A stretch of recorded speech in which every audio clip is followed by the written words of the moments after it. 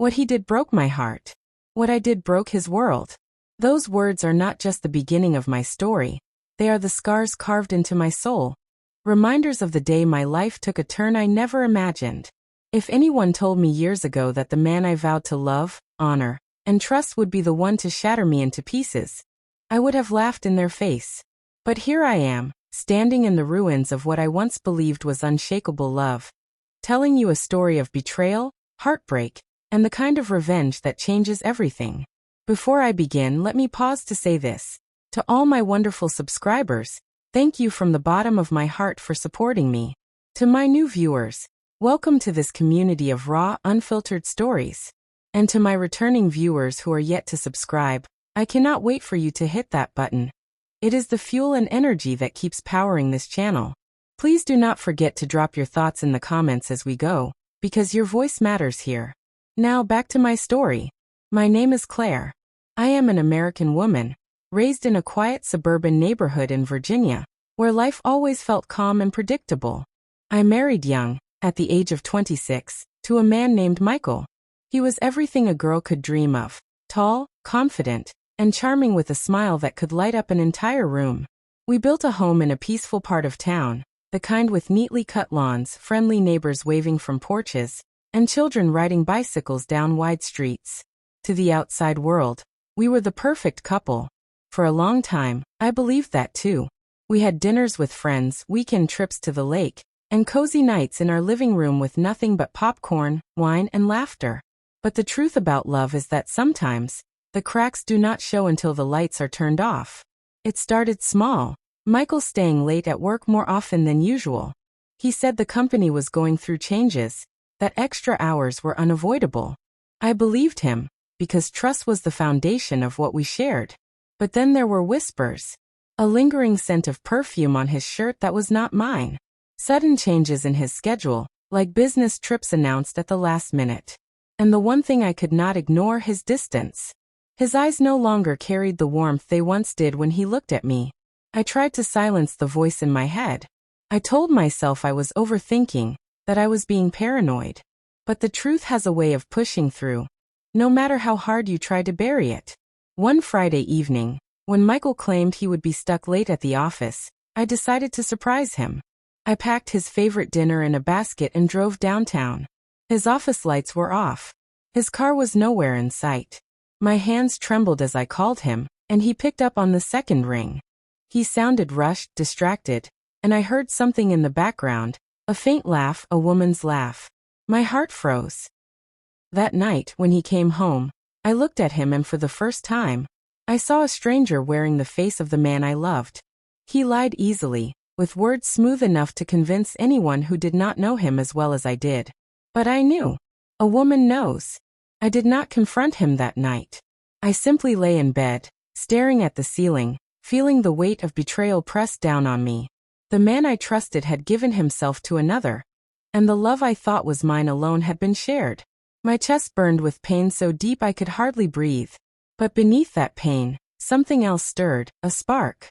A quiet, dangerous thought. If Michael could break my heart without remorse, then perhaps it was time I learned how to break his world. I smiled bitterly in the darkness, realizing that a part of me had died that night, and something new had been born. Something colder. Something unrecognizable. That was the beginning of the end. The morning after my discovery was one of the heaviest mornings of my life. Michael woke up beside me, stretched like nothing was wrong, and kissed me on the forehead as if his lips had not touched another woman's skin the night before. I lay still, eyes half closed, forcing myself to look calm. Inside I was a storm. His every move was now a betrayal, his every smile a mask, his every word a carefully constructed lie. I had choices in front of me. I could scream. I could throw him out of the house we built together. I could call the woman whose laughter had seared itself into my mind and demand answers. But instead, I did something far more dangerous. I decided to wait. Waiting is not a sign of weakness. Waiting is power in disguise. It gave me time to observe, time to learn, time to plan. So, I wore a mask. I smiled when he told me about long hours at the office. I laughed at his jokes even when they cut me deeper than he knew. I cooked his meals, folded his shirts, and played the role of the dutiful wife while inside I was unraveling. But every smile I gave him was another stitch in the net I was weaving, a net that one day would close around him. My nights were the hardest. Alone in bed, I stared at the shadows on the ceiling, replaying every moment of our marriage. I thought about the day he proposed, kneeling in the middle of Times Square with strangers cheering around us. I thought about the way he looked at me on our wedding day, his eyes full of promises that now lay broken at my feet. Those memories were like glass shards, beautiful, but they cut me with every step I took. There were days I doubted myself, days I wondered if I was imagining it all. But then the evidence would resurface. A missed call from a number I did not recognize. A receipt in his jacket pocket for a dinner I never attended. And the most damning detail of all, the distant, almost guilty way he looked at me when he thought I was not watching. I became a detective in my own home. I memorized his schedule, checked his phone when he carelessly left it unattended, and pieced together the puzzle he tried so hard to scatter. What I found broke me over and over again, but it also steeled me. One afternoon, while doing laundry, I found a small hotel key card tucked deep inside his jeans pocket. My hands shook as I held it. The logo of the hotel was printed in bold letters, mocking me with its simplicity. That was the moment I knew my suspicions were not illusions. He was not only lying to me, he was living a second life. I sat on the edge of our bed for hours with that key card in my hand, the room spinning around me. My heart hurt so badly I thought it might stop beating. I imagined him with her, laughing, touching, sharing pieces of himself that were supposed to belong to me. The betrayal was no longer abstract. It was real, solid, and undeniable. That night, I did something I never imagined I was capable of. I stood in the bathroom, staring at my reflection in the mirror, and whispered to myself, "If he can betray me, I can betray him."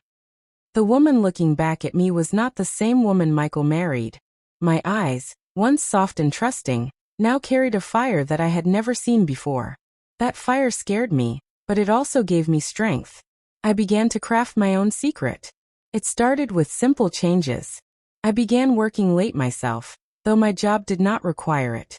I joined a new gym across town, one Michael knew nothing about. I bought new clothes, sharper, bolder, not for him but for myself. Every move I made was a quiet rebellion, a step away from the woman who once begged for his attention. But here is the truth. My rebellion was not just about finding myself. It was about preparing for the day I would strike back. Because if Michael thought he could tear apart my heart without consequences, he had another thing coming. People around me began to notice the change.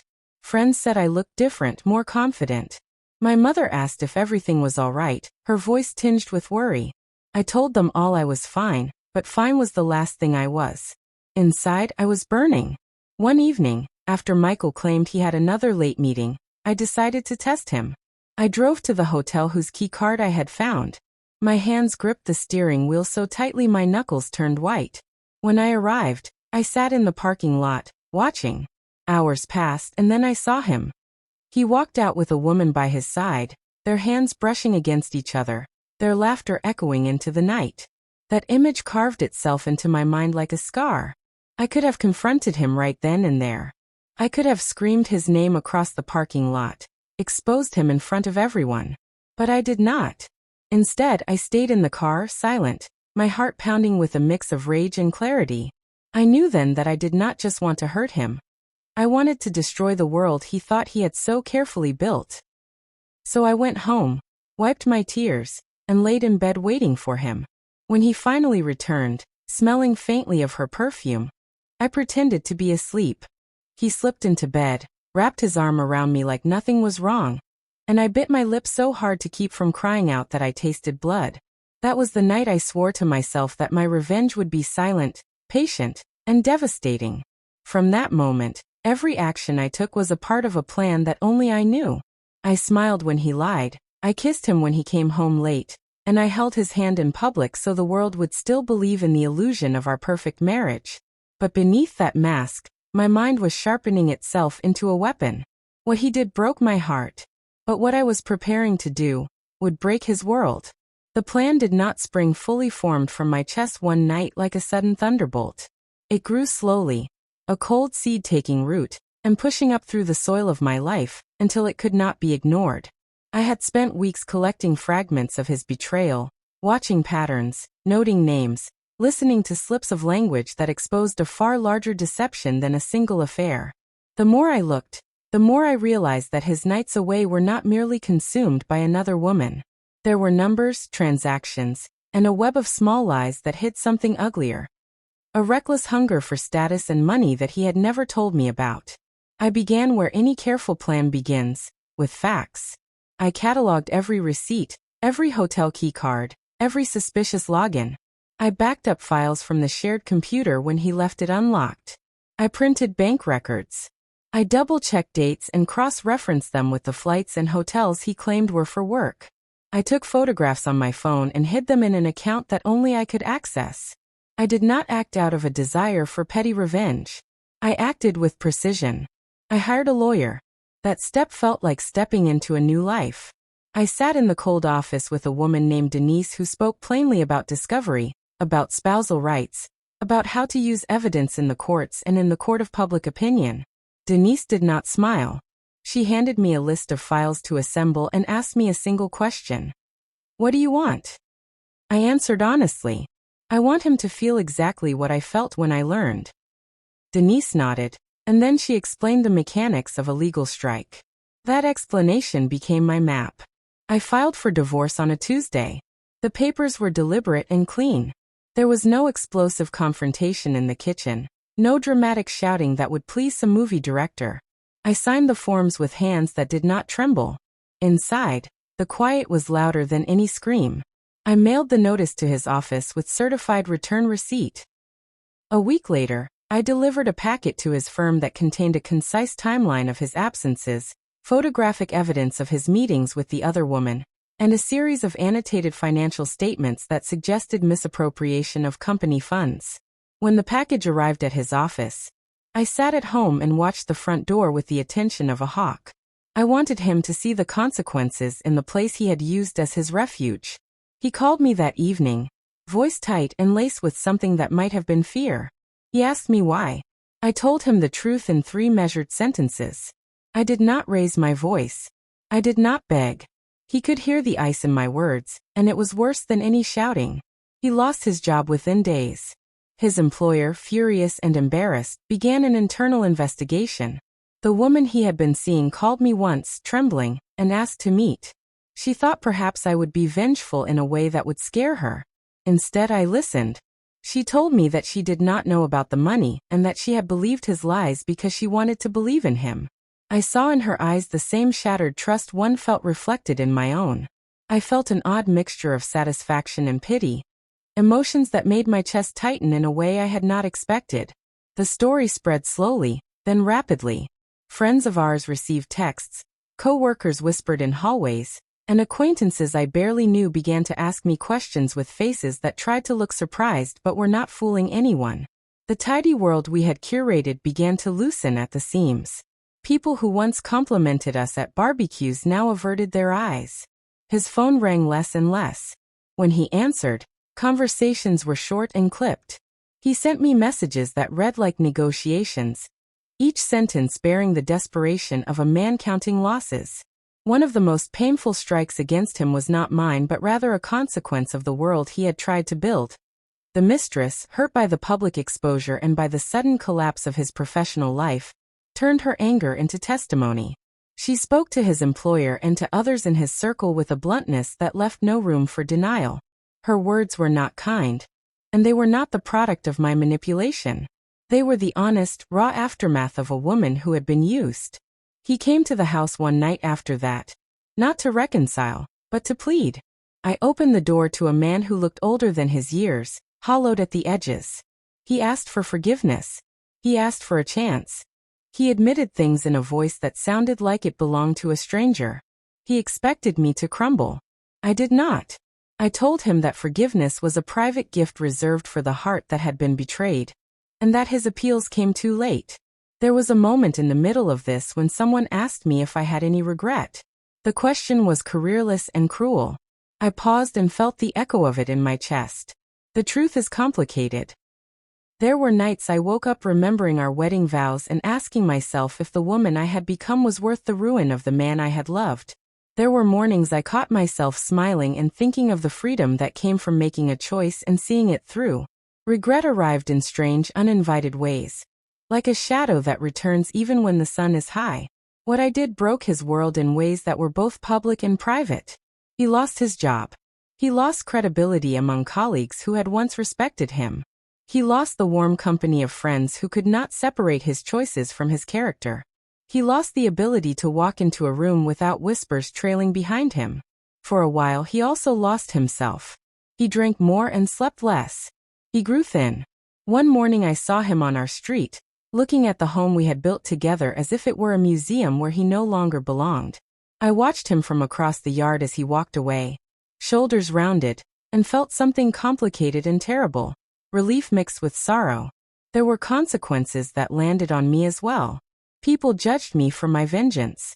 Some whispered that I had become a monster. Others praised me without understanding the cost. I lost a circle of friends who saw me as part of their couple and did not want to walk through the debris. My mother cried openly at the dinner table and asked if I was happy. I told her that I was healing, which was an honest and partial answer. In the months that followed, life rearranged itself into a new pattern. I moved into a small apartment with light-filled windows. I took up painting, something I had always told myself I would do when the time was right. I spent afternoons at the park and evenings at the library. I ate dinner alone sometimes and learned to listen to the sound of my own breathing without flinching. Those quiet moments were a different kind of revenge. They were a reclamation.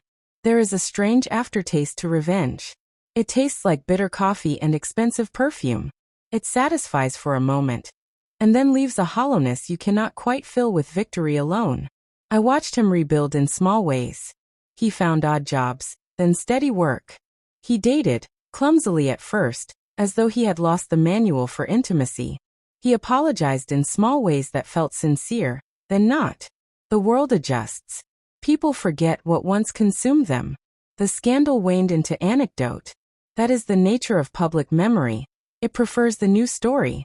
The most lasting consequence for me was not the ruin of his career, or the unraveling of our marriage. It was the way I changed inside. I had been a woman who believed in second chances. I had been a woman who loved with an almost dangerous trust. Afterward, I was tempered. My trust became selective. My heart guarded itself more carefully. That protective armor kept out some pain, but it also kept out some joy. I learned to be wary of the ways a person can be both tender and destructive. There is one final twist to this story, one that still surprises me when I let myself think about it. In the months after everything fell apart, I met someone entirely different. He was not a rebound, nor was he an avenger. He was someone who had been quiet in the margins of my life. A neighbor who walked his dog.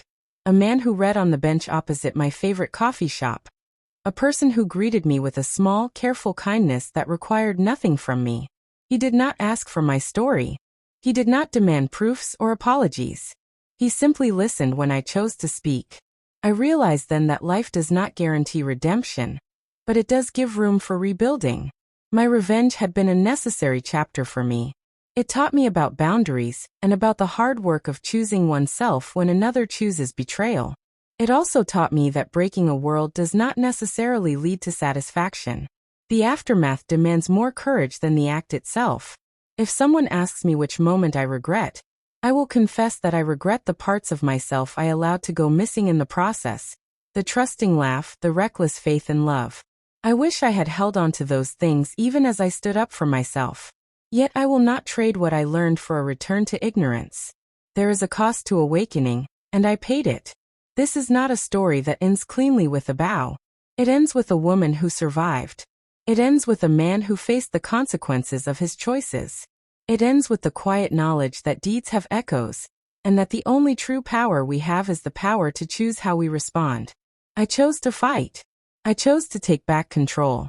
I chose to live. What he did broke my heart. What I did broke his world. Both statements are true. Neither of them tells the whole story. The whole story is messy and human and less satisfying than a good revenge movie, but it is real. And real is often harder and more honest than anything we dream up in our heads. If you are listening to this and you have been betrayed, know this. You are allowed to feel everything. You are allowed to be angry, to plan, and to protect yourself. Above all, you are allowed to choose how you will live after the breaking. And that is where my story comes to a close. What he did shattered me, but what I did changed everything. Pain has a way of teaching lessons we never asked for. And sometimes revenge comes at a price we only understand once the dust settles. If there is one truth I want you to take away, it is this. Betrayal does not have the power to define you. Your response does. If this story moved you, please do not leave without sharing your thoughts in the comments. I would love to hear your perspective, your lessons, or even your own experience if you are brave enough to share. To all my loyal subscribers, thank you for always being here with me. And to my new viewers, welcome. I cannot wait for you to hit that subscribe button, because your support is the fuel that keeps me telling these real, raw stories. Do not forget to like, share, and most importantly, engage in the discussion below. Until next time, remember, hearts can break, but they can also rise again, stronger, wiser, and unafraid.